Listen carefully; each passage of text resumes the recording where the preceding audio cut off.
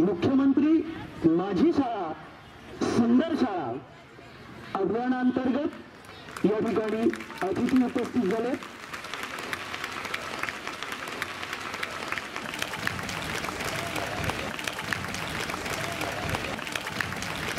माझी शाळा माझी शाळा मुख्यमंत्री माझी शाळा सुंदर शाळा हा उपक्रम या विद्यालयाने राबवलेला आहे। त्या उपक्रमाअंतर्गतच आज आपण या ठिकाणी वैद्यकीय मार्गदर्शन नेत्रविकार हा उपक्रम राबवत आहोत। त्या उपक्रमाचे प्रास्ताविक व परिचय विद्यालयाच्या पर्यवेक्षिका सौ गायकवाड मॅडम यांना विनंती करतो की त्यांनी उपक्रमाचे प्रास्ताविक करावे व परिचय द्यावा। सर्वांना माझा नमस्कार। व्यासपीठावर विराजमान आजच्या कार्यक्रमाच्या प्रमुख अतिथी आणि अहमदनगर शहरातील एक अतिशय प्रतिष्ठित प्रसिद्ध व्यक्तिमत्व आदरणीय सौ सुधा कांक्रिया, शाळा समितीचे सदस्य आदरणीय बाकलीवाल साहेब, शाळा समितीचे सदस्य आदरणीय बोर्डे साहेब, या ठिकाणी उपस्थित माझे सर्व अध्यापक आणि माझे लाडके विद्यार्थी मित्रांनो, आज आपण सकाळपासून ज्यांची वाट बघत होतो, ज्यांची दृष्टी तुम्हा सर्वांची दृष्टी ज्यांच्याकडे आहे असे नगरचे हे दृष्टीदाता आज आपल्यामध्ये उपस्थित आहेत। मित्रांनो, त्यांचा परिचय करून देणं म्हणजे खरोखरच फार मोठं एक जबाबदारी आहे।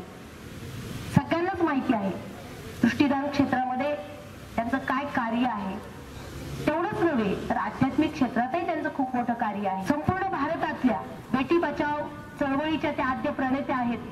अनेक पुरस्कार त्यांच्याकडे स्वतःहून चालून आलेले आहेत। नमस्कार। भिंगार माध्यमिक व उच्च माध्यमिक विद्यालय भिंगार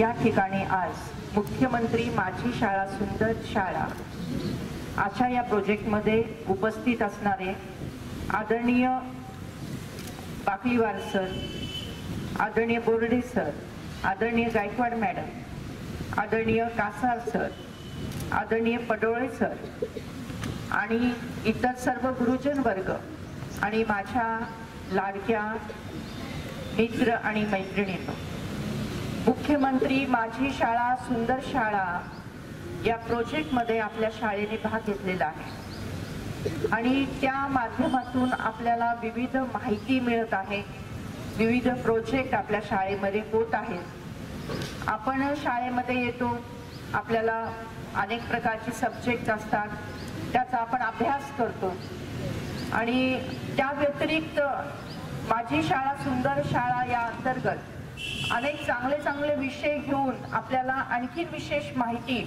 आणि आणखीन विशेष ज्ञान या प्रोजेक्टमधून प्राप्त होत आहे। आणि खरोखरच ज्यांनी याचं नियोजन केलं की माझी शाळा सुंदर शाळा आणि मुख्यमंत्र्यांच्या नावाने त्यांचं मी खूप खूप अभिनंदन करते। आणि या माध्यमातून एक चळवळ सगळ्या महाराष्ट्रामध्ये सुरू झाली, त्यामधून प्रत्येकाला असं वाटतं की आपली शाळा माझी शाळा सुंदर असायला हवी। आणि जर शाळा सुंदर म्हणजे फक्त दिसायला सुंदर नाही तर त्याचं पर्यावरण सुंदर असलं पाहिजे, त्याचं वायुमंडळ सुंदर असलं पाहिजे, त्याचं वातावरण सुंदर असलं पाहिजे आणि त्यासोबत त्या शाळेमध्ये शिकणारे सर्व विद्यार्थी विद्यार्थिनी सुद्धा सर्वार्थाने सुंदर असले पाहिजेत, अर्थात सर्व अध्यापक वर्ग गुरुजन वर्ग सुद्धा। आणि त्यासाठी म्हणून ज्या माहितीच्या शृंखला आपल्याकडे येत आहेत आणि त्यातला एक भाग आहे ते म्हणजे नेत्रविकार।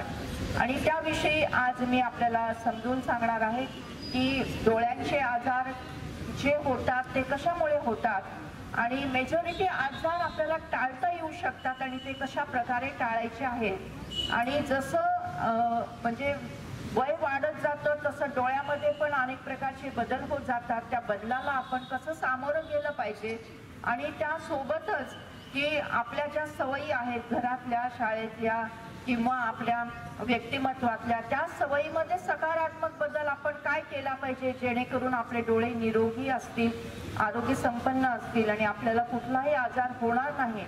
तर याविषयी आपण आधी प्राथमिक माहिती घेऊया। तर आपल्या पंचेंद्रियामध्ये सर्वात महत्वाचं इंद्रिय म्हणजे हा डोळा असतो आणि 85% ज्ञान जे आहे आपल्याला हे डोळ्यांच्या माध्यमातून मिळतं. आपण वाचतो, आपण पाहतो, आपण निरीक्षण करतो, आपण परीक्षण करतो, आपण अभ्यास करतो, आपण टीव्हीच्या माध्यमातून, व्हिडिओच्या माध्यमातून, पुस्तकाच्या माध्यमातून, ग्रंथाच्या माध्यमातून या सगळ्या ज्ञान मिळण्याच्या ज्या प्रक्रिया आहेत तर या सगळ्या डोळ्यांशी निगडीत अशा आहेत आणि 85% ज्ञान आपल्याला या डोळ्याच्या माध्यमातून मिळतं. मग असे हे आपले डोळे निरोगी असले पाहिजेत आणि निसर्गाने प्रत्येक व्यक्तीला 2 डोळे दिले, एक नाही दिला, 2 डोळे दिलेले आहेत आणि या दोन्ही डोळ्याची निगा आपल्याला राखता आली पाहिजे. सर्वप्रथम जर आपण पाहिलं तर डोळ्यांच्या दृष्टीने व्हिटॅमिन ए खूप आवश्यक आहे, ज्याला अजीवनसत्व असं म्हटलं जातं. मग अजीवनसत्व हे कशामध्ये असतं, कुठल्या खाद्यपदार्थामध्ये असतं, कुठल्या आहारामध्ये असतं तर गाजर, पपई, मोड आलेली कडधान्य, दूध आणि अशा म्हणजे हिरव्या पालेभाज्या अशा प्रकारच्या अन्न घटकांमधून व्हिटॅमिन ए हा जो घटक आहे तो आपल्या आहारामध्ये असू शकतो.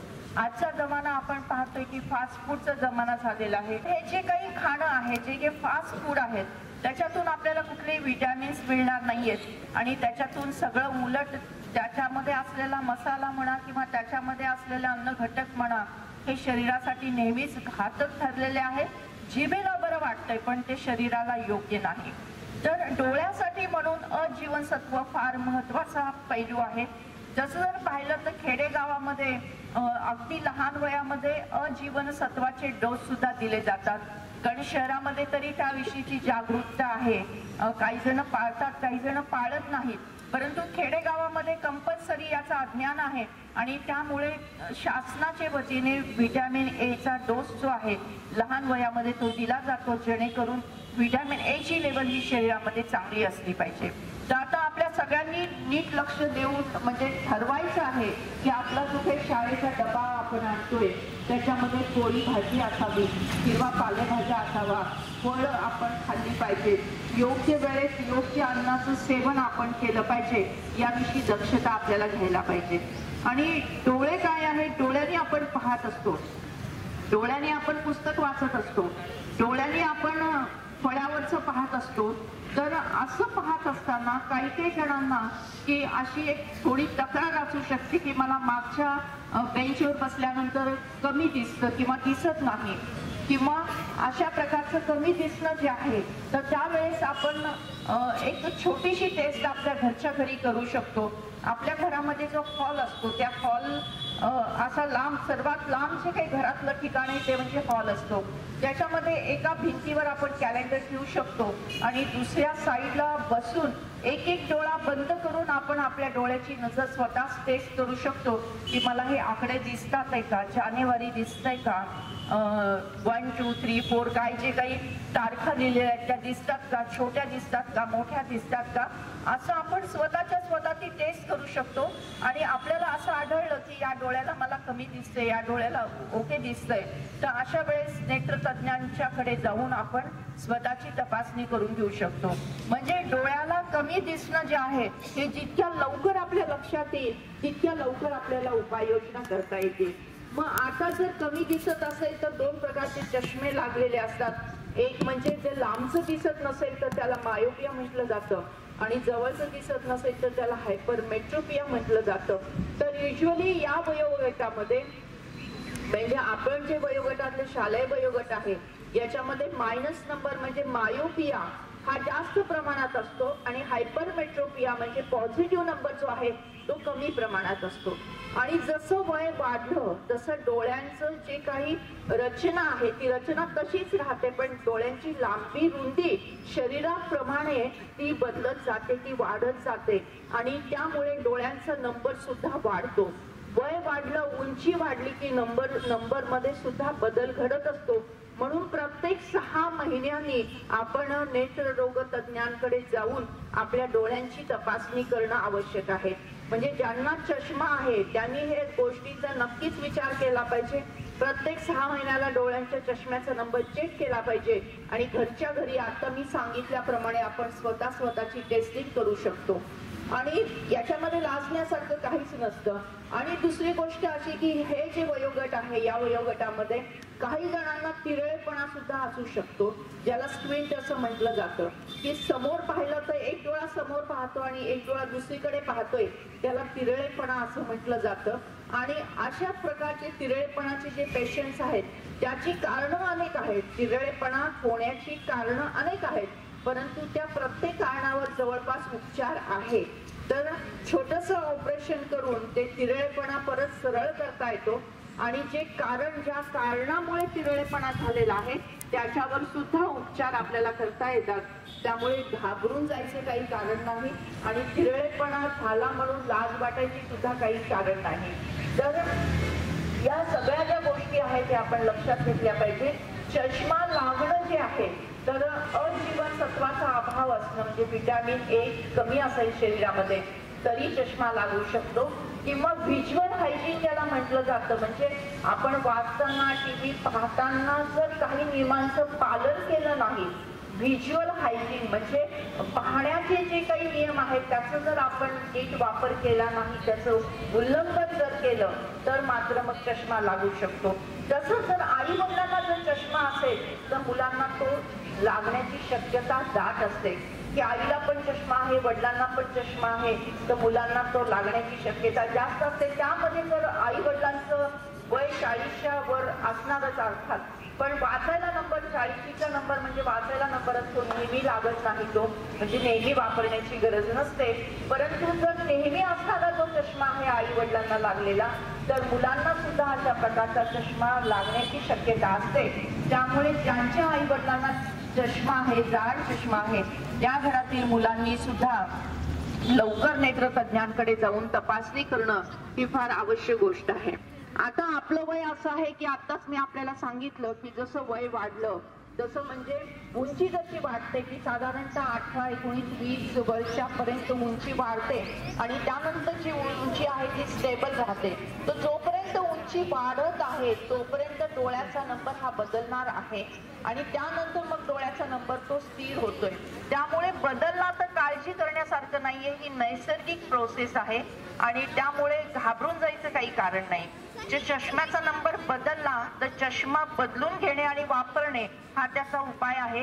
पण जेव्हा वय वर्ष 20 होईल आणि जेव्हा तुमचा नंबर स्टेबल होईल तर तेव्हा आपल्याला लेसर किरणांच्या साहाय्याने चष्मा घालवता सुद्धा येतो, पण ती पुढची गोष्ट आहे.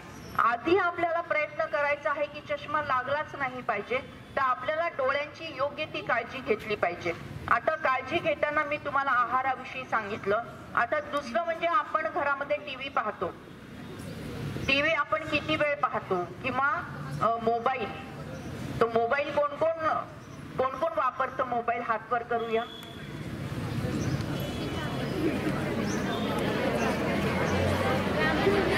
थँक्यू, हात खाली घ्या. म्हणजे जवळपास सगळेजणच मोबाईल वापरता.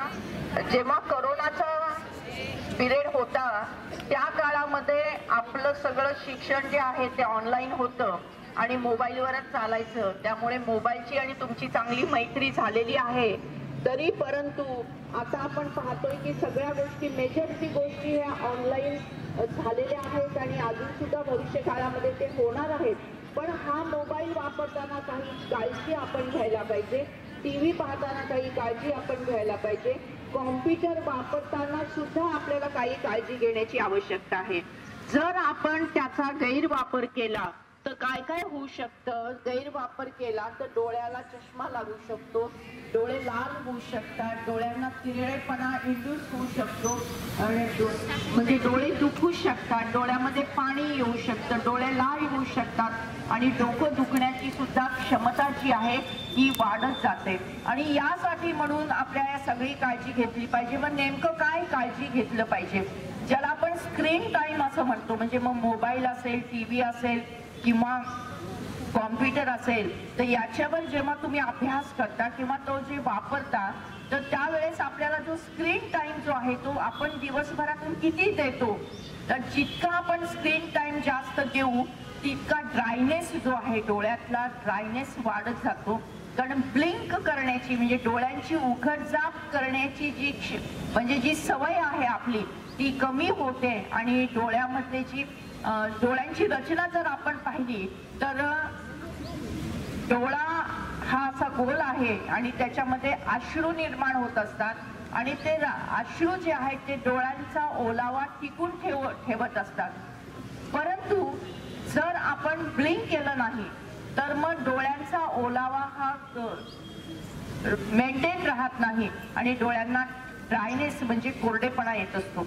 त्यासाठी ब्लिंक करणं म्हणजे डोळ्यांची उघडझाप करणं फार आवश्यक आहे. पण जेव्हा आपण स्क्रीन पाहतो आणि डोळे टक लावून पाहतो आणि त्याचं ब्लिंकिंग जी फ्रिक्वेन्सी आहे ती जर कमी झाली तर मात्र जास्त डोळ्यांना कोरडेपणा येतो आणि तो अनेक रोगांना निमंत्रण देत असतो. म्हणून एक फॉर्म्युला आहे 20-20-20. कुठला फॉर्म्युला आहे? इकडचे सांगा कुठला फॉर्म्युला आहे? आपण सांगा. हा, आता हा फॉर्म्युला तुम्ही नीट समजून घ्या. जेव्हा आपण 20 मिनिटं कुठल्याही स्क्रीनकडे पाहतो, मग ते टीव्ही असेल, मोबाईल असेल किंवा कॉम्प्युटर असेल, 20 मिनिटं पाहिल्यानंतर 20 सेकंद त्यातून डोळ्यांची नजर हटवायची आहे. समजा आता मी इथे मोबाईल पाहती आहे, माझ्या हातात मोबाईल आहे, 20 मिनिटं माझा अभ्यास म्हणजे मी केला तर 20 मिनिटानंतर 20 सेकंद मला लांब बघावं लागेल. किती? 20 फीट लांब बघायचंय. 20 फीट लांब बघायचंय म्हणजे 20-20-20 म्हणजे 20 मिनिट जर मी अभ्यास केला तर 20 सेकंद मला ब्रेक घ्यायचा आहे आणि 20 फीट लांब बघायचे आहे. तर हा नियम सगळ्यांसाठी आहे, लहान असो थोर असो सगळ्यांसाठी आहे. आणि हा जर नियम पाळला नाही तर मग जे मी आता सगळं सांगितलं की डोळ्यांना कोरडेपणा येणं, डोकं दुखणं, पाणी येणं, लाल होणं, ह्या सगळ्या गोष्टी ज्या आहेत त्या यामुळे होणार आहेत.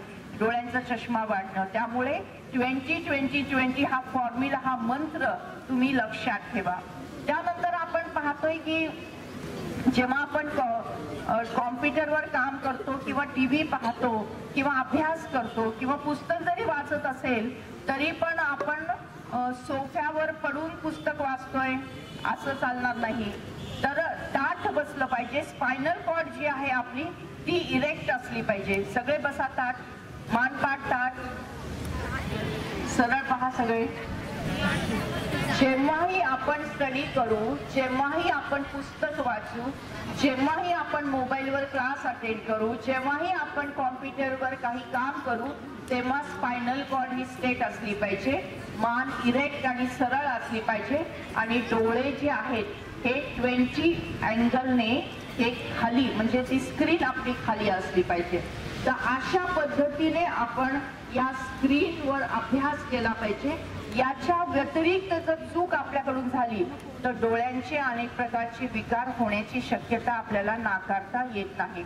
त्यामुळे 20-20-20चा जो फॉर्म्युला आहे हा सगळ्या जगामध्ये वापरला जातो आणि म्हणून 20 मिनिट्स अभ्यास झाल्यानंतर किती मिनिटाचा ब्रेक घ्यायचा?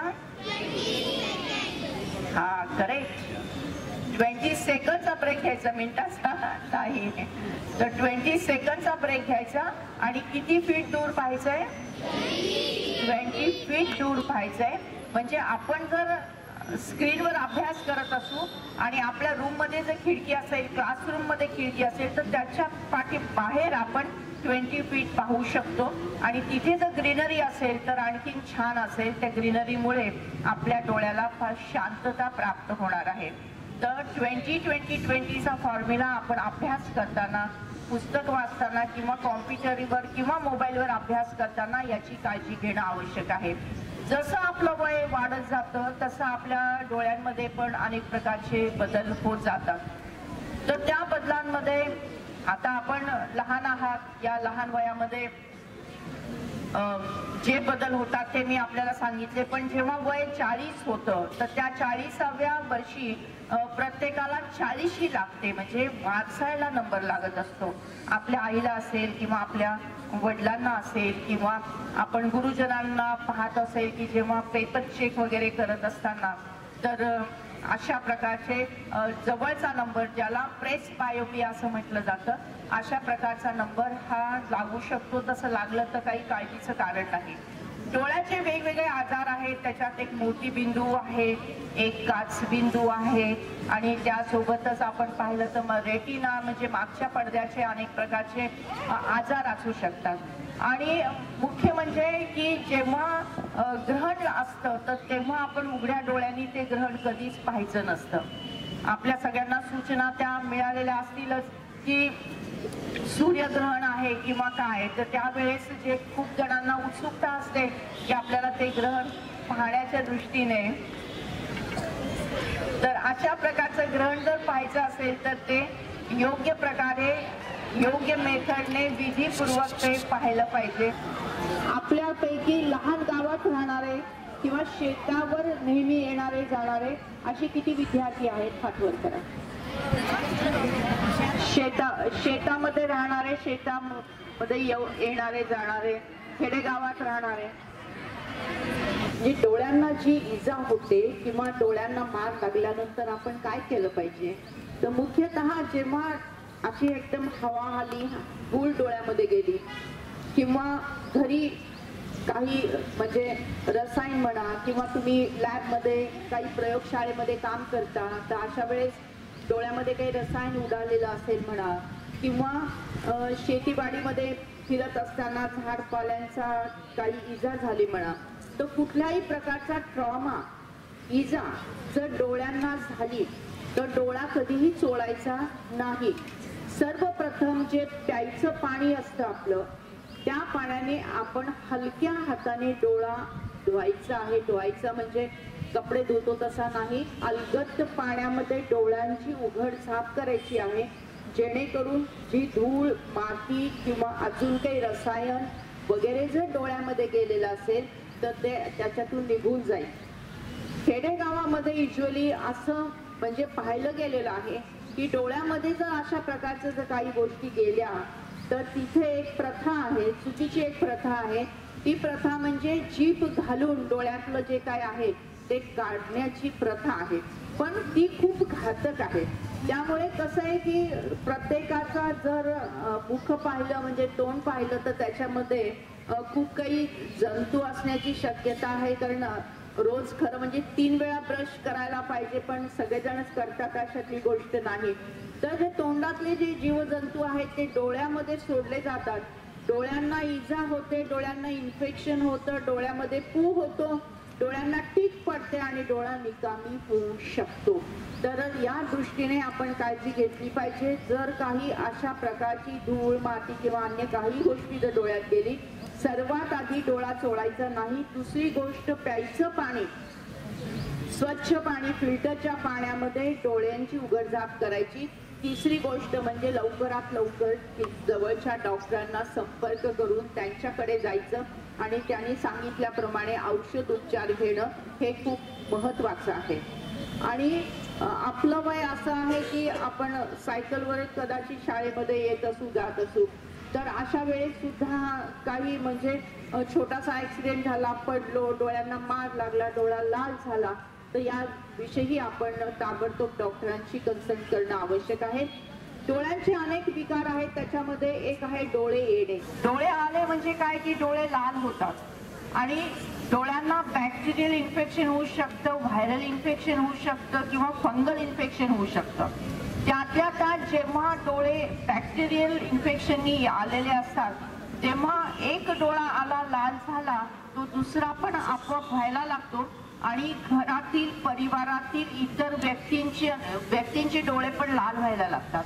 तर डोळे येणे म्हणजे डोळे लाल होणे, डोळे सुजणे, डोळ्यातून पाणी येणे, डोळ्यातून पू सुद्धा काही वेळेस येऊ शकतो. तर अशा प्रकारचं हे कंजंक्टिव्हायटिस जे आहे, डोळे येणे जो प्रकार आहे, तो एकदा आला की अनेकांना एकाच वेळेस येतो, कारण ते हवेतील प्रदूषणामुळे सुद्धा येतो, पाण्याच्या प्रदूषणामुळे सुद्धा येतो किंवा अशा मी म्हटलं धूळ, माती याच्यामुळे सुद्धा येतो. बॅक्टेरियल, व्हायरल, फंगल अशा विविध प्रकारे जे डोळ्यांचे इन्फेक्शन असतात. जर डोळ्यांचं इन्फेक्शन झालं तर आपल्याला जो काही आपण रुमाल डोळ्याचं पाणी टिपण्यासाठी वापरणार आहोत किंवा डोळे स्वच्छ करण्यासाठी वापरणार आहोत तो रुमाल दुसऱ्यांनी वापरायचा नाही. डोळ्यावर गॉगल लावायचा आहे, जेणेकरून धुळीचा आणि उजेडाचा जो त्रास होतो डोळ्यांना डोळे आल्यानंतर, तर तो आपल्याला त्याच्यापासून आपली सुटका होईल.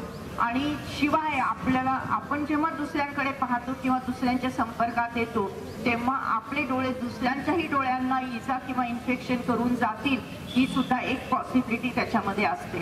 तर डोळे आल्यानंतर ताबडतोब उपचार घेणे, डोळ्यांची स्वच्छता राखणे, डोळ्यांना सांगितल्याप्रमाणे मलम टाकणे, गोळ्या घेणे वगैरे या सगळ्या गोष्टी आपल्याला करणं आवश्यक आहे. आणि डोळे येणे मी सांगितलं, आता डोळ्यांची इजा विषयी सांगितलं. त्यानंतर डोळ्यांना होणारे आणखीन आजार म्हणजे स्क्विंट म्हणजे तिरडेपणा, आणि आणखीन एक छोटासा आजार होऊ शकतो की डोळ्यांची जी पापणी आहे त्याच्यावर फोड येऊ शकतो. त्याला कॅलेजियन असं म्हटलं जातं, किंवा त्याला स्टाय किंवा रांजणवाडी असं म्हटलं जातं.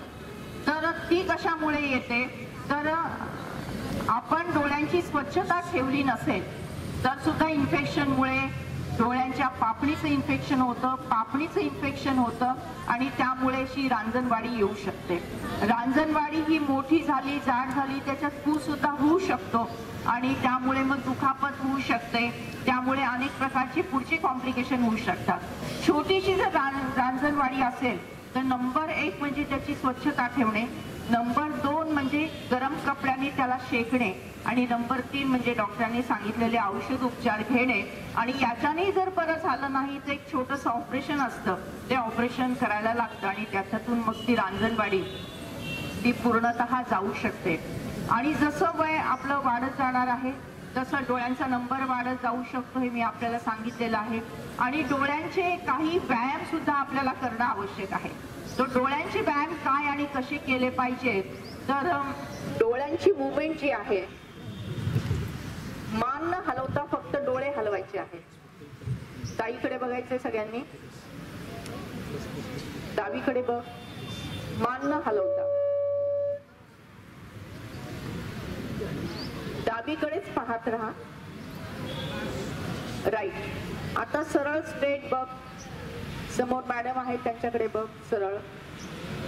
ओके. आता उजवीकडे बघ, उजवीकडे बघ. फक्त डोळे हलवायचे आहेत, मान हलवायची नाही. तर आपण पाहिलं की एक तर सरळ पाहणे, नंतर डावीकडे पाहणे आणि नंतर उजवीकडे पाहणे, आणि पाहत असताना मनातल्या मनात 1 ते 10 आकडा मोजणे. आता सरळ पहा, 1 2 3 4 5 6 7 8 9 10. हा एक एक्सरसाइज. आता लेफ्ट साइड, दोन्ही डोळे लेफ्ट साइड. डावीकडे पाहायचंय, परत 10 मोजायचे. 1 2 3 4 5 6 7 8 9 10.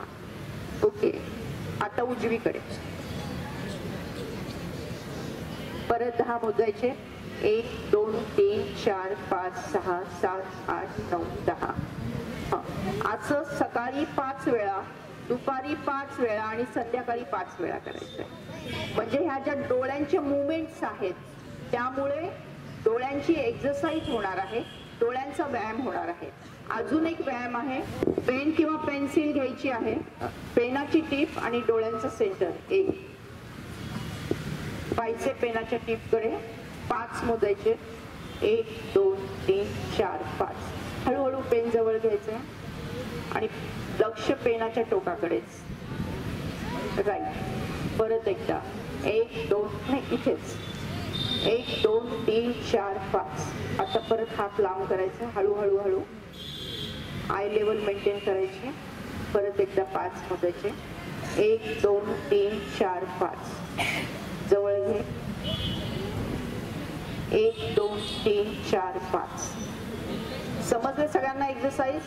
एक्सरसाइज म्हणजे हात फक्त एकमेकांवर घालायचे. त्याच्यानंतर असा करायचा हात, कसा असा की इथे डोळा बसला पाहिजे, डोळा बंद करून असं ठेवून द्यायचं. दोन्ही हाताचे तळवे एकमेकांवर घासायचे. ते गरम होतील हाताचा खोलगटपणा करायचा आहे. हात असा राईट, दोन्ही डोळ्यांवर डोळे बंद करून ठेवायचे आणि परत 10 1 2 3 4 5 6 7 8 9 10 हे पण दिवसातून 3 वेळा करायचे. याला पामिंग असं म्हटलं जातं. आणि आता एक महत्वपूर्ण मी माहिती देत आहे आपल्याला डोळ्यांविषयीची, ती म्हणजे नेत्रदानाविषयी. एक सत्य घटना मी आपल्याला सांगतेय की साधारणतः 18 वर्ष झाले या घटनेला. आमच्याकडे एक विद्यार्थिनी डोळ्याचा नंबर चष्मा तपासायला येत होती आणि एकदा ती अशी चष्म्याचा नंबर चेक करायला आली आणि त्याच वेळेस आमच्याकडे एक आय डोनेशन झालेलं होतं. तर तिला असं कुतूहल वाटलं की हे नेमकं काय आहे. मग तिने विचारलं की हे काय चालली, कसली गडबड चालली. मग तिला माहिती सांगितली आम्ही की नेत्रदान, मरणोत्तर नेत्रदान केलं जातं. ज्यांच्या डोळ्यांना टीक पडलेली आहे अशा अंध व्यक्तींना हे डोळे लावले जातात आणि त्यांना परत दिसायला लागतं. मग तिने असा विचार केला की अशी 8वीतच शिकणारी ती मुलगी होती. तिने असा विचार केला की अरे मी पण भविष्यात मरणोत्तर नेत्रदान करेल. तिच्या आई वडिलांना ही इच्छा तिने बोलून दाखवली आणि बॅड लक की 6-8 महिन्यांनी तिचा ऍक्सिडेंटमध्ये मृत्यू झाला. पण तिच्या आई वडिलांनी तिची असलेली इच्छा त्यांना आठवली आणि आई वडिलांनी फोन करून सांगितलं की तिचा असा ऍक्सिडेंट झालेला आहे आणि ती आमच्या मध्ये आता नाही, परंतु डोळ्यांच्या रूपाने ती आपल्या सोबत राहू शकेल. तर तुम्ही या आणि तिचं नेत्रदान करा. आम्ही तिचं नेत्रदान केलं. 2 व्यक्तींवर नेत्ररोपणाचं ऑपरेशन झालं आणि 2 अंध बांधवांना चांगलं दिसायला लागलं.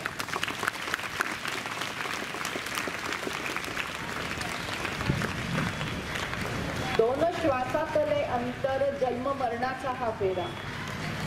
2 श्वासातले अंतर जन्म मरणाचा हा फेरा. थांबले श्वास संपले जीवन. थांबले श्वास संपले जीवन. मरणाचा हा सोहळा अमृतमय करूया. संकल्प करूया आजच. मरणोत्तर नेत्रदान करूया. मरणोत्तर नेत्रदान करूया. वयवर्ष 1 पासून वयवर्ष 100 पर्यंत कोणी पण मरणोत्तर नेत्रदान करू शकतो. पण नेत्रदानाचा संकल्प मात्र आपण कधी पण करू शकतो. जे नेत्रदान होतं ते मरणोत्तरच होत असतं. ही सुद्धा माहिती तुम्हाला असणं आवश्यक आहे. आपल्या शहरामध्ये झालेली ही 18 वर्षापूर्वीची सत्य घटना आहे आणि ज्या 2 बांधवांना, अंध बांधवांना दिसायला लागलं की आज सुद्धा नेहमी चेकअप करायला येतात, कृतज्ञता व्यक्त करायला येतात. असं केल्याने दुप्पट होणारं हे दान आहे आणि मरणोत्तर म्हणजे गेल्यानंतर सुद्धा आपण पुण्य कमवू शकतो. अशा प्रकारचं हे नेत्रदान आहे. तिन्ही पुस्तकं मी शाळेच्या लायब्ररीला भेट देत आहे. आपण सगळ्यांनी त्याचा लाभ घ्यावा अशी विनंती मी करते. एक नेत्र विकार तज्ञ, एक साहित्यिक आज या ठिकाणी उपस्थित होते आणि त्यांनी डोळे हा शरीराचा एक फक्त भाग म्हणून नव्हे तर त्याचा आपल्या आयुष्यात किती महत्वाचा तो भाग आहे हे महत्व सांगितलं.